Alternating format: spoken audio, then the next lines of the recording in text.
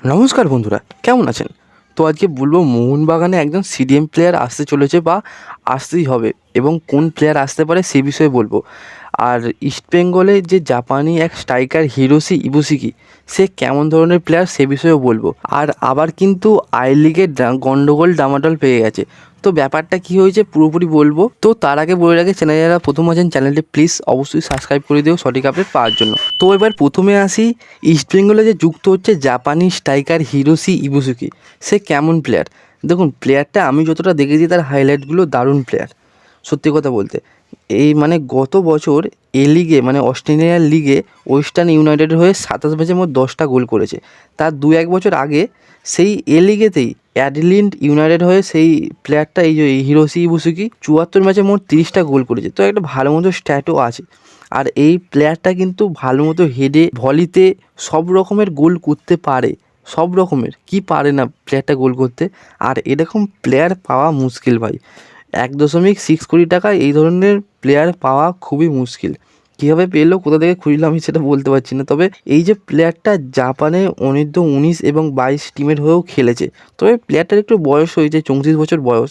তো সেটা ব্যাপার নয়, কিন্তু প্লেয়ারটা দারুণ প্লেয়ার। এই প্লেয়ারটা যদি ইস্টবেঙ্গলে আসে, বিপক্ষ দলকে পুরো খেয়ে নেবে।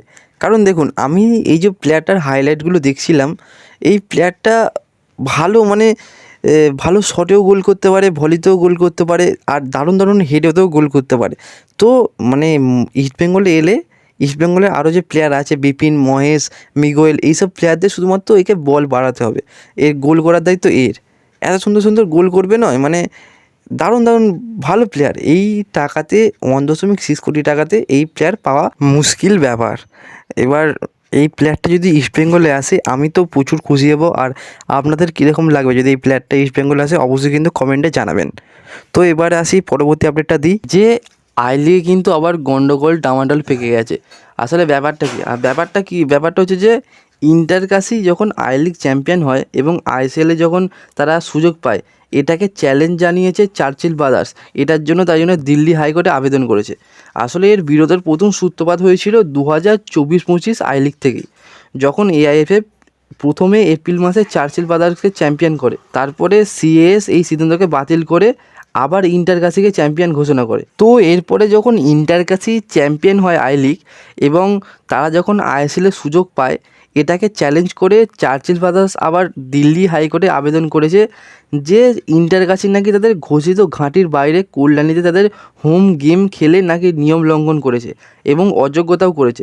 মানে ব্যাপারটা হচ্ছে যে ইন্টার কাশি ঘোষণা করেছিল যেখানে খেলার মানে তাদের হোম গেম খেলবে বলেছিল, সেখানে না খেলে তারা খেলেছে কল্যাণীতে, তাদের নিজের হোম গেম খেলেছে। তো এটা তারা চার্চিল ব্রাদার্স মনে করছে যেটা নিয়ম লঙ্ঘন করেছে এবং অযোগ্যতাও করেছে। তো এটার জন্যই চার্চিল ব্রাদার্স দিল্লি হাইকোর্টে আবেদন করেছে, যে একটা স্বাধীন তদন্তের দাবি করেছে। তো দেখা যাক এবার দিল্লি হাইকোর্ট কী রায় দেয়। এটার জন্য আপনারা কিন্তু অবশ্যই সাবস্ক্রাইব করে দিও, আমি সঠিক সময়ে এই আপডেটটা জানিয়ে দেবো। তো এর পরবর্তী আপডেটে আসি, যে মোহনবাগানে কিন্তু এখন প্রয়োজন একজন সিডিএম প্লেয়ার। হ্যাঁ বন্ধুরা, আমি আজ থেকে নয়, অনেক দিন আগে থেকেই বলে আসছি যে মোহনবাগানে যদি না একজন সিডিএম প্লেয়ার ভালো হয়, তাহলে কিন্তু এসিএল টু লেভেলের মতো কোনো পারফরমেন্স দিতে পারবে না। দেখুন, আগের বছরে মোহনবাগান কেন এত ভালো পারফরমেন্স করে দিয়েছে, কারণ আগের বছরে তোমার আপুইয়া দারুণ পারফরমেন্স দিয়েছিল, কিন্তু এই বছরে আপুইয়া সেরকম পারফরমেন্সটা দিতে পারছে না। তো আপুইয়ার যদি না দিতে পারে, তাহলে আর কি সেরকম প্লেয়ার আছে মোহনবাগানে যে ভালো পারফরমেন্স দেবে? তো তাই জন্য অবশ্যই মোহনবাগানে একজন বিদেশি ভালো, যারা মানে আইএসএল লেভেলে ভালো করেছে, সেরকম ধরনের বিদেশি চাই, যে ভালো করে খেলাটা চালনা করতে পারবে। আর আমার মতে জনি কাউকে যদি আসে, আমার মতে ভালো প্লেয়ার হবে, অবশ্যই ভালো প্লেয়ার হবে। কারণ সে যেমন ডিফেন্স করতে পারে এবং ওপরে উঠে পাসও যেরকম বাড়াতে পারে এবং গোলও করতে পারে। তো সেরকম একজন প্রয়োজন মোহনবাগানে।